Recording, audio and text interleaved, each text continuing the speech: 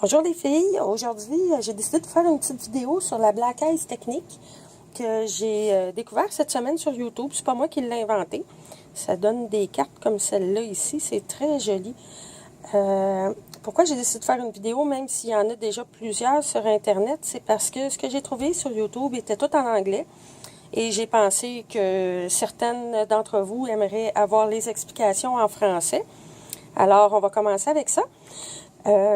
Pour débuter, on doit utiliser un papier métallisé. Ça peut être le argent, le or ou le cuivre à votre goût. Moi, ici, j'utilise le argent. Et on a besoin de notre pâte d'encre d'archive noire. Alors, ce qu'il faut faire, il faut venir faire des lignes comme ça en passant notre pâte d'encre, mais il faut faire attention de ne pas faire trop une grosse bordure. On veut une petite bordure sur le bord parce que c'est beau, ça donne l'encadrement, mais on ne veut pas non plus là, que ça fasse une grosse tache. Donc, je prends une feuille de papier parce que je ne veux pas mettre mes mains sur mon papier métallisé. On donne une inclinaison aux pâtes d'encre comme ça et on descend en ligne droite sans trop appuyer. Et voilà, comme ça. Là, ouais, ici, là, c'est un petit peu trop, mais c'est pas grave, je vais vivre avec. Puis, étant donné que dans le bas, j'ai pas la petite bordure noire, je vais juste tourner ma feuille.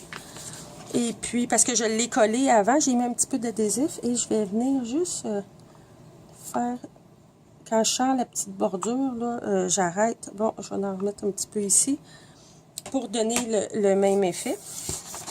Donc, je vais être prête à commencer. J'ai décidé de le faire avec le jeu d'étampes marée montante parce que ça me faisait penser au Nouveau-Brunswick où ce qu'on a vécu pendant 4 ans. Alors, je vais commencer le premier étampage de mon phare ici.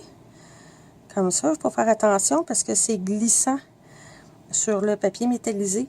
Alors, si on ne veut pas là, que ça fasse une trace qui s'en va un petit peu n'importe quel bord, il faut faire attention d'étamper droit et de ne pas bouger. Alors, j'ai mon premier étampage. Comme je ne suis pas très bonne pour enligner mes jeux d'étampes à 2 et 3 étapes, j'utilise le Stamp-O-Magic. Je ne sais pas avec le Stamparatus si ça fonctionne bien au niveau, là, à cause que c'est du papier métallisé. Avec le Stamp-O-Magic, j'ai pas eu de problème de traces d'encre. Alors, je vais le faire comme ça. Le premier coup, je l'ai fait comme ça et ça a bien été. Celles qui ont le Stamparatus, peut-être que ça serait une bonne idée de l'essayer puis de venir nous dire si ça fonctionne bien, là, étant donné qu'il ne faut pas que ça bouge. Donc, je suis bien en... Oups, non, je ne suis pas bien alignée. Je suis bien alignée. J'enlève mon acétate et je reviens avec mon deuxième étampage. Okay, je vais venir faire ici. Comme ça. On ne fait pas que ça bouge.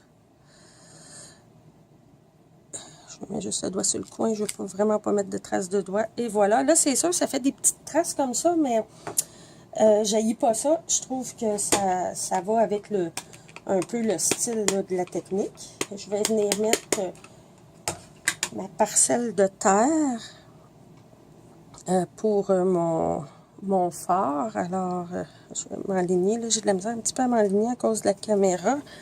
Je vais essayer de me lever debout comme ça. Ah, oui. Je vais la voir. On va essayer de ne pas bouger. Mon bloc est un petit peu grand.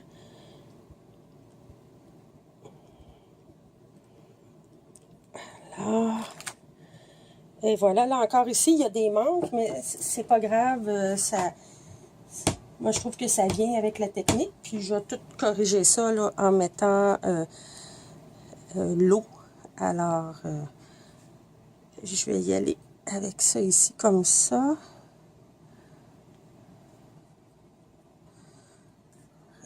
L'eau. Ça fait un super bel effet là, quand on va avoir tout terminé la technique. Je vais venir m'en étamper un petit bout ici. Faire la berge. Je continue ici comme ça. Et je reviens. Je vais y aller avec ce petit bout-là.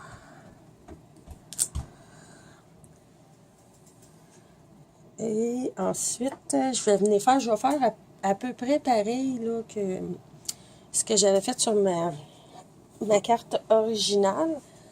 Donc, je vais prendre mes petits oiseaux pour venir les étamper. Je ne le prends pas tout. Je veux qu'on voit que les petits oiseaux, ils s'envolent ailleurs. Alors,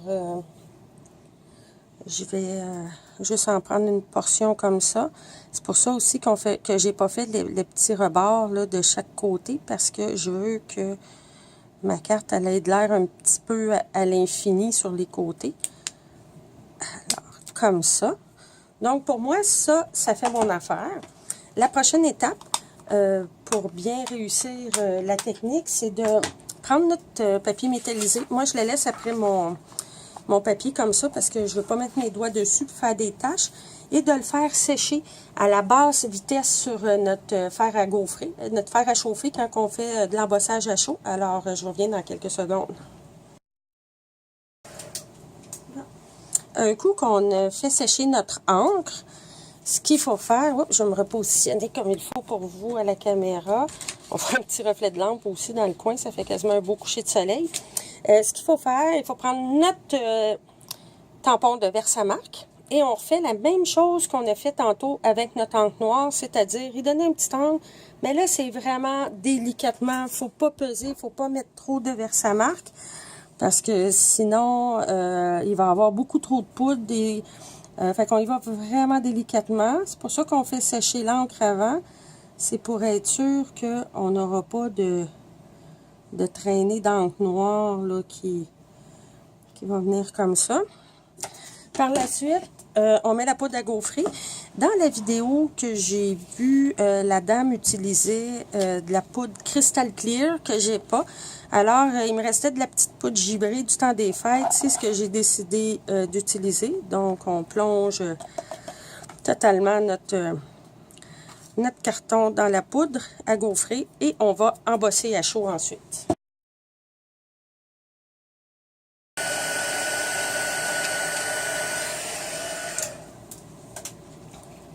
Donc, voici un coup embossé, le résultat que ça nous donne. Là, c'est sûr, moi, ma poudre, elle est givrée, donc j'ai un gros effet de miroitement. J'aime ça, je trouve ça beau. Par la suite, tout ce qu'il nous reste à faire, c'est d'assembler notre carte. Donc, j'ai une base de carte noire avec une première épaisseur de gris souris, donc base de carte standard, et puis quand on tombe dans le gris souris, là, un 4 pouces par 5 écarts. Puis là, ce que je suis venue faire là, pour suivre ce que j'avais déjà fait avec mon papier métallisé, je suis juste venue passer mon pad d'encre comme ça ici, mais je suis pas venue l'embosser. J'ai juste pour avoir un petit effet là, ligné comme ça pour que ça suive. Donc, je colle mon gris souris sur ma base de carte noire qui est une base standard. Bon, il faut que je prenne la colle qui ne marche plus.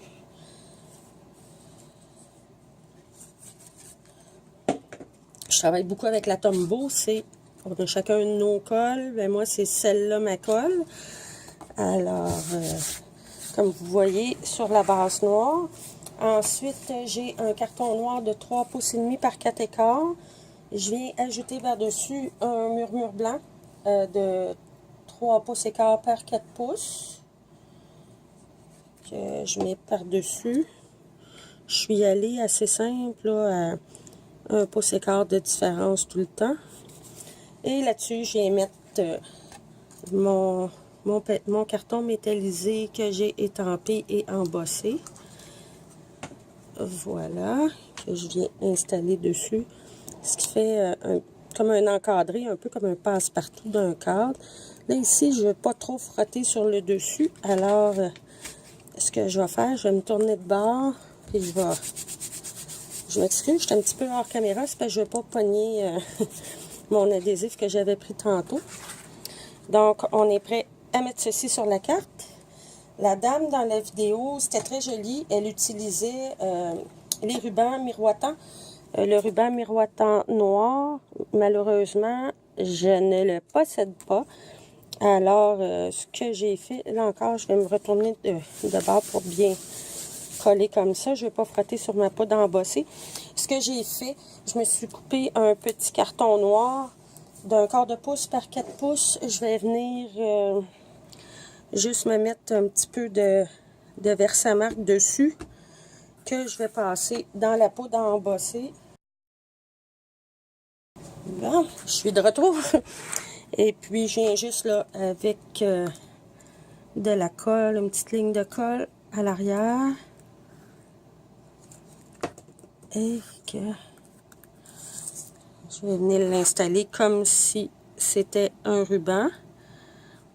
Je garde mon petit côté miroitant. Puis, quand la colle sera sèche, je viendrai passer mon dégommeur, qui est pas mal mon meilleur ami. Oups! Là, il a ramassé un petit peu de poudre à chauffer en arrière. Peut-être qu'il va avoir de la misère à coller. Et voilà. Donc, c'est pas plus compliqué que ça. Des petites étapes importantes à suivre. De ne pas oublier de sécher votre encre avant de passer le Versamark si vous ne voulez pas avoir des grandes traînées. Et ça donne un super beau résultat. En tout cas, moi, j'aime ça. Là, c'est comme du jour au lendemain, c'est devenu ma technique préférée. J'espère que cette vidéo-là va vous être utile. Puis, je vous souhaite une bonne fin de journée. Au revoir.